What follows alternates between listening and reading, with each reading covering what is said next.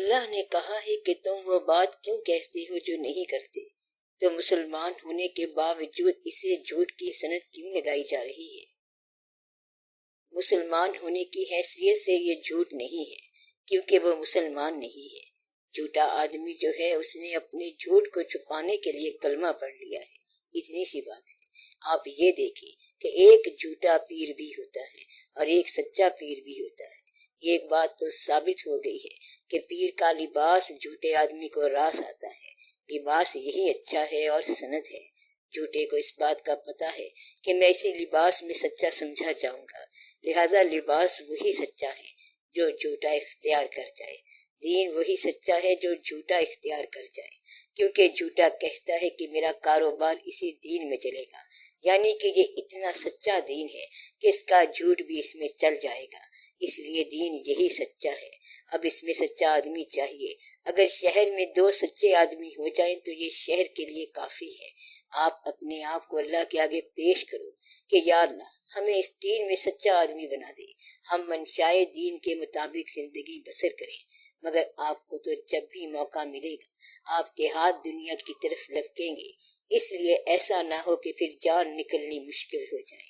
جس کی آرزو دنیا ہو اس کی جان نکلنا مشکل ہو جاتی ہے، بڑی مشکل ہو جاتی ہے۔ میں نے ایک کہانی پہلے بھی سنائی تھی، پھر سن لو۔ ایک بادشاہ تھا، بڑا امیر تھا، جب مرنے لگا تو کوما آ گیا، سکتے کا عالم تھا۔ 10 دن 20 دن حتیٰ کہ 40 دن ہو گئے، بادشاہ دقت میں تھا، جان اٹکی ہوئی تھی۔ سورہ یاسین لوگ پڑھتے رہے مگر جان نہ گئی۔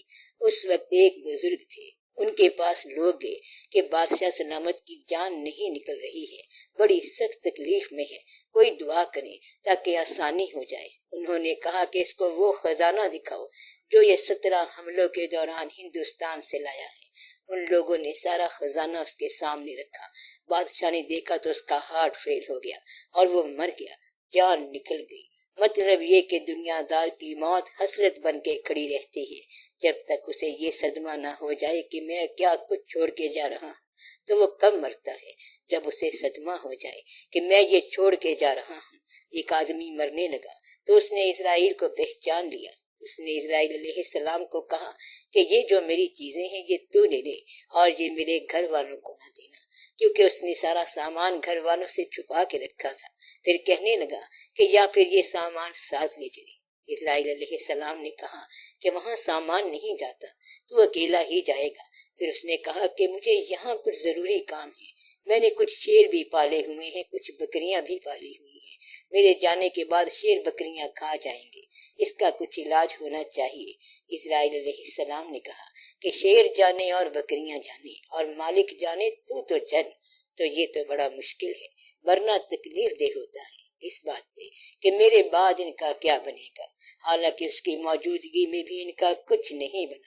بات تو اتنی ساری ہے کہ دنیا دار کی جان مشکل سے نکلتی ہے۔ جان نکلنے کا آسان نسخہ یہ ہے کہ اللہ کے فیصلے کی طرف رجوع کرو اور دین کو اپنی زندگی میں نافذ کرو۔ آپ کو یہ پیغام دے رہا ہوں کہ دین کے نام پر کوئی ایسا کام کر ڈالو جو بے دین آدمی نہ کر سکے۔ سوچو کہ وہ کیا ہے، کوئی تو ایسا کام کر جاؤ، اور بغیر ایمان کی یہ کام ہو نہیں سکتا، تو ایسا کوئی کام کر جاؤ۔ آپ کو سمجھ آ رہی ہے؟ بے دین آدمی ایک تو خیرات کو نہیں مانتا، وہ کہتا ہے کہ یہ میرے پیسے ہیں میں کیوں دوں، تو خیرات ضرور دینا، صدقات دینا، زکوٰۃ دینا، اللہ کی راہ میں انفاق زر کرنا، عاقبت کا خیال کرنا، سادہ لو باپ کی بھی سچے دل سے عزت کرنا، کیونکہ وہ باپ ہے۔ یہ کام بے دین شخص نہیں کر سکے گا۔ آپ بزرگوں کا احترام کرنا، یہ کافروں کے پاس نہیں ہے۔ عاقبت کو ہر حال میں سامنے رکھنا، یہ کافروں کے پاس نہیں ہے۔ اپنے دل میں اللہ کی یاد رکھنا، رضا رکھنا، اور سب سے بڑی بات جو ہے وہ کافروں کے پاس نہیں ہے، بلکہ کئی مسلمانوں کے پاس بھی نہیں ہے۔ یعنی اللہ کے محبوب صلی اللہ علیہ وآلہ وسلم سے محبت رکھنا، اور آپ صلی اللہ علیہ وآلہ وسلم کے چاہنے والوں کو چاہنا، اور آپ صلی اللہ علیہ وآلہ وسلم کے ماننے والوں کو ماننا، یہ کافروں کے پاس نہیں ہو سکتا۔ اللہ تعالیٰ آپ کو سلامتی کی راہ پر چلائے۔ اپنا جائزہ لیا کرو اور بات کو سمجھا کرو۔ کیا یہ علم عطا ہوتا ہے؟ ہاں، یہ عطا ہوتا ہے۔ اللہ جتنا چاہے عطا کر دے، اور یہ کون بتائے گا؟ اس کے پاس یہ علم ہو۔ ولی کی بات ولی بتائے گا، اور چور کی بات چور۔ میرا خیال ہے آپ لوگ ایک کام کرو، شریعت کا جو علم ہے اس کے بارے میں اسی زندگی میں جو کچھ حاصل کرنا ہے وہ کر لو، زیادہ وضاحتوں میں نہ پڑنا، اللہ تعالیٰ کو تسلیم کرنا، اس کے تمام بھیجے ہوئے فرشتوں کو ماننا، خالق اور مالک ہونے کی حیثیت سے آپ اللہ کو تسلیم کرو، اس کو اپنا معبود مانتے ہوئے تسلیم کر لو، نماز پڑھا کرو، جن کاموں کا حکم دیا گیا ہے وہ کیا کرو، اور جن سے روکا گیا ہے ان سے دور رہو، اللہ کو یاد کرتے رہا کرو، جس کو یاد کرو گے وہ ضرور تمہیں یاد کرے گا۔ یہ عقیدہ رکھو کہ جب تم درود شریف پڑھتے ہو تو درود شریف ان کے علم میں ہوتا ہے، انہیں پتا ہوتا ہے کہ ان پر سلام ہو رہا ہے۔ کلام الہی بھی پڑھتے جاؤ۔ آپ کی زندگی مختصر سی ہے، اس کا بہت سارا عرصہ نیند میں گزر جاتا ہے۔ 60 سال کی عمر میں 20 سال نیند میں گزر جاتے ہیں۔ یوں بھی کہہ لو کہ آدھی زندگی نیند ہے اور آدھی بیداری ہے۔ تو نیند کے زمانے ہوتے ہیں اور جاگنے کے زمانے بھی۔ اب اس زندگی میں آپ نے کرنا کیا ہے؟ کھانا کماؤ، بچوں کو دو، اور زندگی میں مایوس نہ ہونا۔ جیسے جیسے آپ کے خیالات پختہ ہوں گے تو انشاءاللہ تعالی زندگی میں ٹربل کوئی نہیں آئے گی، تو مایوس نہ ہونا۔ اگر حالات مایوس کن ہوں تو پھر اگلے لمحے میں یہ حالات ختم ہو جائیں گے۔ وہ آدمی جو مایوس زمانوں میں سے پرعزم ہو کے گزر جاتا ہے اس پر کشادگی آ جاتی ہے۔ میں یہ نسخہ بتا رہا ہوں آپ کو، جب سارے ڈرے پڑے ہوں کہ رات کو سیلاب آنے والا ہے، کوئی بم آنے والا ہے، خدا نہ خواستہ کوئی مصیبت آنے والی ہے، تو اس وقت سب مایوس ہوتے ہیں۔ اب اگر ایک آدمی کا یہ عقیدہ ہے کہ میرا رب میرا محافظ ہے، وہ میرا ساتھ دے گا، تو وہ مایوس زمانے کو پرعزم ہو کے گزار لے گا، تو اس پر کشادگی ہو جائے گی، گویا کہ اس کی رحمت سے مایوس نہ ہونا۔ اللہ کی رحمت اس شخص کے لیے ہوتی ہے جو مایوس نہ ہو۔ یہ بات پکی یاد رکھنا۔ دین کے معاملے میں جن لوگوں سے رابطہ ہو وہ رابطہ کبھی نہ توڑنا۔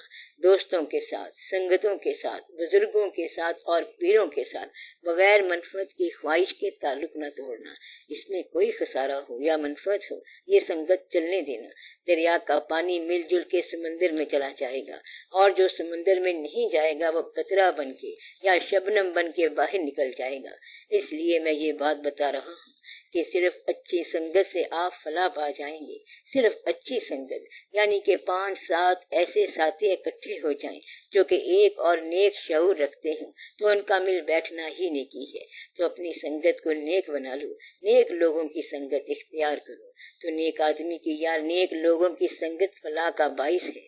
یہ یاد رکھنا، اور یہ کہ قبرستان کا وزٹ ضرور کیا کرو، قبرستان ضرور جایا کرو، اپنے بزرگوں کے لیے بھی اور دوسرے بزرگوں کے لیے بھی۔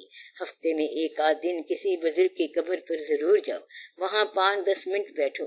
یہ آخری منزل کے آخری نشان ہوتے ہیں، آپ ان کی قبر پر بیٹھا کرو، کوئی نہ کوئی چیز آپ پر آشکار ہوتی رہے گی۔ اور یہ وہ جگہ ہے جہاں اللہ کی رحمت آئی ہے، جہاں ایک بار اللہ کی رحمت آئی ہو وہاں اللہ کی رحمت آتی رہتی ہے۔ اس لیے نیک مقامات، مقدس مقامات اور نیک مزارات پر جاتے رہا کرو۔ آپ بری امام رحمت اللہ جاؤ اور جا کے بیٹھو، ادھر ادھر کی بات نہ کرو، کون آ رہا ہے اور کون جا رہا ہے یہ نہ دیکھو، صرف بیٹھو اور بیٹھ کے آ جاؤ۔ عطار کے پاس سے گزرو گے تو خوشبو خود بخود لگ جائے گی، یعنی عطر فروش کے قریب جاؤ گے تو خوشبو لگ جائے گی۔ اس لیے کسی فقیر کے آستانے پر جانا بھی ایک قسم کا فیض ہے۔ یہ بڑا فیض ہے کہ جسے چاہا در پہ بلا لیا تو آپ در پہ حاضر ہو جاؤ، پھر ان کی چاہت خود بخود ملتی رہے گی۔ کسی نیک آدمی کے ساتھ نیکی کرو تو آپ کو عبادت مل جائے گی، آپ کا آدھے سے زیادہ کام کیا کرایا ہے۔ یہ کیسے ہے؟ اگر کسی آدمی کی خدمت کر لو تو یہ نیکی ہو گئی، کسی نیک کی بات سن لو تو وہ تمہیں راز بتا دے گا، اگر کسی ولی اللہ سے محبت کر لو تو ولی اللہ سے محبت ولی اللہ بنا سکتی ہے۔ تو آپ کا سارا کام تو اس طرح ہو سکتا ہے۔ اگر کہیں قوالی ہو رہی ہے، محفل ہو رہی ہے، نعت ہو رہی ہے اور آپ نے نعت غور سے سنی تو آپ پر انکشاف ہو جائے گا۔ اللہ تعالیٰ نے یہ سارا واقعہ ایسا بنایا ہے کہ آپ کو بات باہر سے بھی مل جائے گی، اگر بات سے وہ بات نہ ملے تو پھر اپنے اندر دیکھو، باہر کی بات کا کیسے پتہ چلتا ہے؟ کانوں کے ذریعے اللہ تعالیٰ کا علم ملتا ہے، آنکھوں کے ذریعے یہ دیکھتے جاؤ کہ کہاں کہاں اللہ کی قدرت ہے، کہاں کہاں اللہ تعالیٰ کے واقعات ہیں، اللہ کے جاننے والے، اللہ کے ماننے والے اور اللہ کے چاہنے والے کہاں کہاں ہیں۔ تو دل میں دیکھو یا کانوں میں اللہ کی بات سنو، یا پھر دنیا کے مقامات کی سیر کرو، یعنی سیر فی الارض کرو۔ ہاں، اللہ کے باغیوں کا انجام دیکھو کہ یہ اللہ کے باغی تھے۔ دنیا میں چلو پھرو تو آپ کو اللہ والوں کی بات سمجھ آئے گی، یا پھر آنکھیں بند کر کے اور سر نیچا کر کے بیٹھ جاؤ، اللہ خود ہی آپ پر عرش کر دے گا۔ ان لوگوں سے ضرور بچ جانا جو تمہارے خدا کی شان میں گستاخی کرتے ہیں۔ اگر حضور اکرم صلی اللہ علیہ وآلہ وسلم کی شان میں گستاخی کرنے والوں کے پاس بیٹھو گے تو تمہارا ایمان ختم ہو جائے گا۔ ان کو اگر چھوڑ بھی دیا جائے لیکن تمہیں پکڑ لیا جائے گا، یہ بات یاد رکھنا۔ اس لیے ان لوگوں سے ضرور بچو جو کسی بزرگ کی شان میں گستاخی کرتے ہیں، تو آپ آرام سے چلتے جاؤ اور اپنی سنگت کا خیال رکھو، بری سنگت آپ کے ساتھ نہ آنے پائے، اس سے بچو، پھر سارا کام ٹھیک ہو جائے گا۔ اللہ تعالیٰ کے اسم میں سے کوئی اسم آپ پڑھتے جاؤ، اسماء ربانی میں سے کوئی بھی، یہ سارے کا سارا وظیفہ ہے۔